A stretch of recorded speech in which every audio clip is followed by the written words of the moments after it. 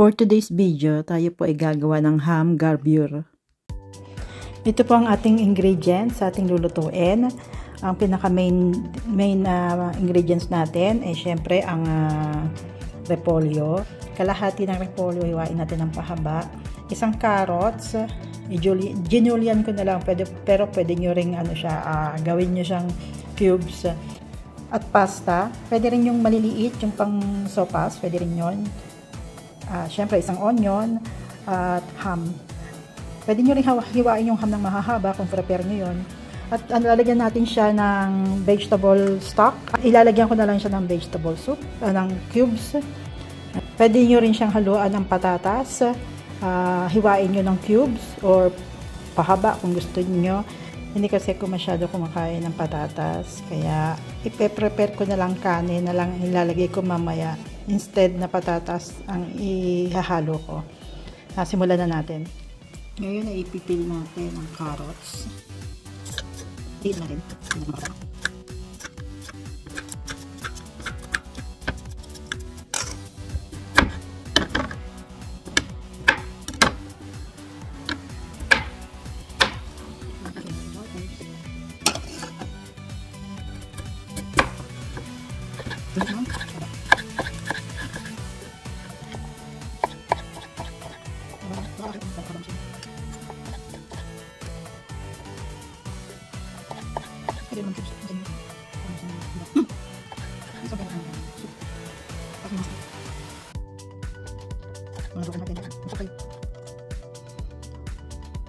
Ngayon naman ikat natin ng onion.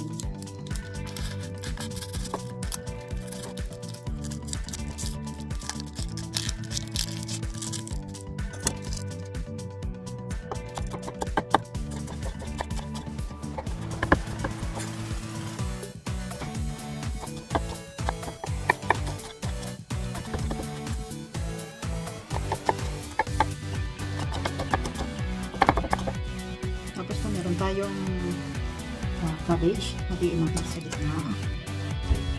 Kalahati lang gagamitin natin. Kasi masyadong marami kung buo. Saka ako yung naman. Hatiin ko na ito. Ito na po ang ating cabbage. At hatiin natin siya na maliliit. Julian lang. Ang hatiin natin sa kanya.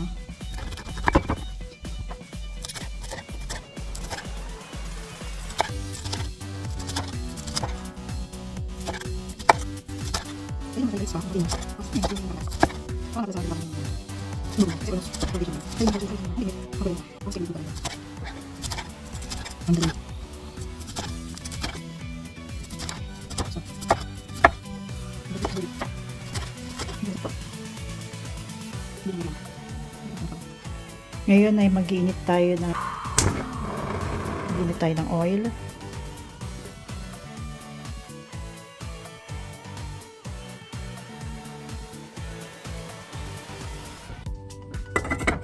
Pagkatapos ay ilagay natin ang ating onion. Gawin natin siyang brown. Ba-brown natin itong onion natin.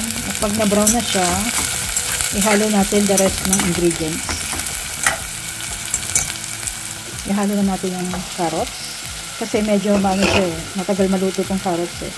Kaya mas gusto ko siyang ginagawa na julienne strip para mas madaling lumambot. Pagka cubes kasi medyo mabagal, matagal. Then halo natin ang ating ham at ang ating pasta. Halo natin.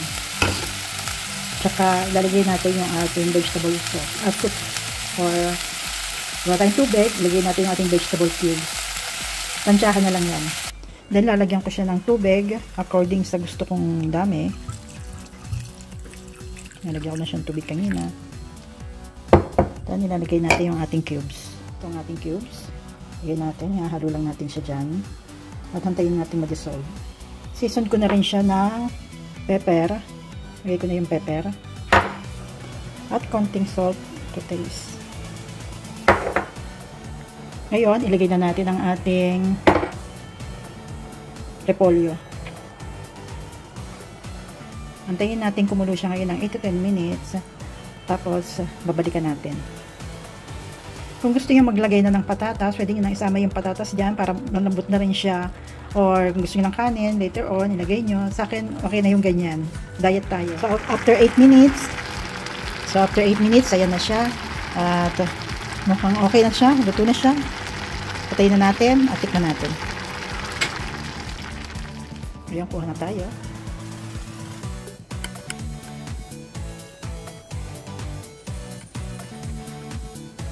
Ayan na ang ating finished product. Ngayon, titikman natin siya.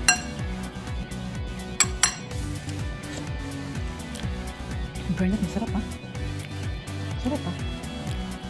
Para sa akin, okay. So, kasamahan ko siya ng biskuit. Para ultimate diet na.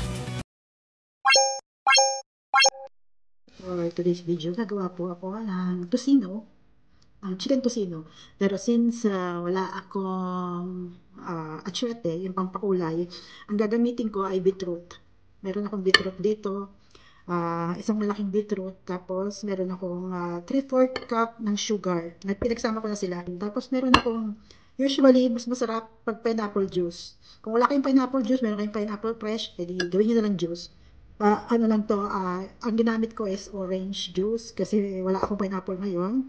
Substitute orange juice. Pero mas masarap kung pineapple. Tapos meron ako ditong 1 kilo na dinebone na chicken.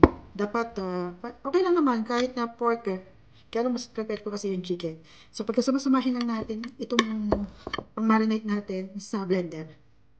Unfortunately, yung blender ko nasa bahay, nasa kabilang bahay. So gagamitin ko ngayon yung aking juice maker.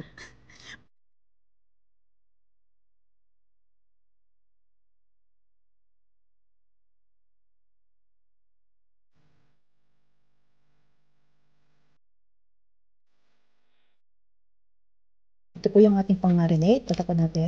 At ilalagay ko natin sa aking juice maker. Or kung prefer nyo, meron kayong blender nyo lang hanggang nakadurog-durog.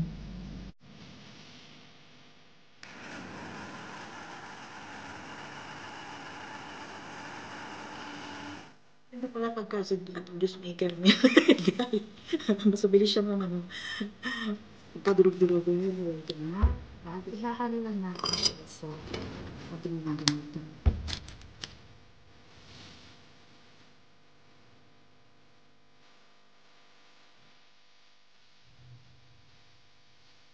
Tapos, kung gusto nyo magluto ka agad, itabi nyo lang siya ng mga 24 hours din. 24 hours sa frigidaire. Sa freezer, mas maganda. Sa frigidaire, tapos, tsaka siya lutuin.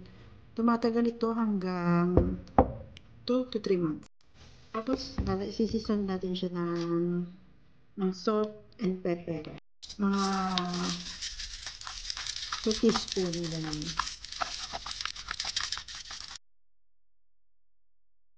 Mga 2 teaspoon din ng asin, ng salt. O siya nalagyan na natin ng salt and pepper. So, 1 kilo na chicken or pork, hatiin natin ng maliit, ng manipis para pumasok yung marinade niya sa loob. Haluin natin.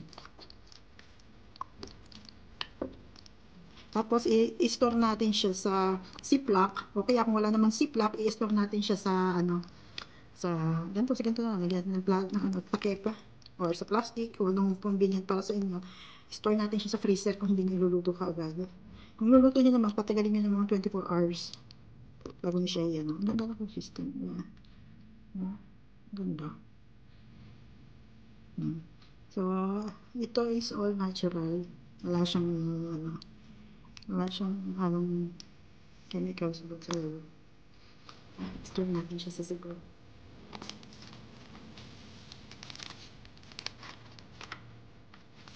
Ito po, nilagay ko na ngayon sa ziplock. At ready na siya. Ready na siya para ilagay sa freezer.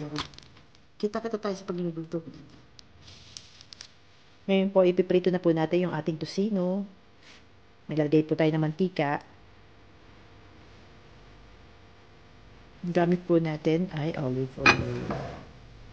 Painitin muna natin sandali yung ating mantika bago natin ilagay yung ating tosino. Medyo mainit ang ating mantika, so ilagay na natin ang ating tosino.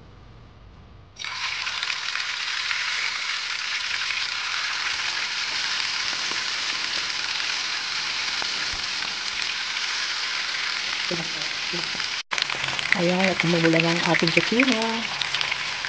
Yan po ang ating tosino at ating kakainin na.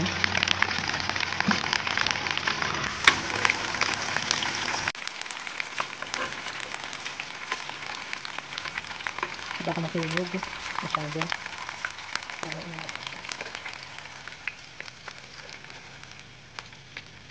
At may nag-aantay. Nag-aantay ka na. Salamat po ulit sa pagsama niyo sa aking video for today. Ingat po tayo. Keep safe and God bless.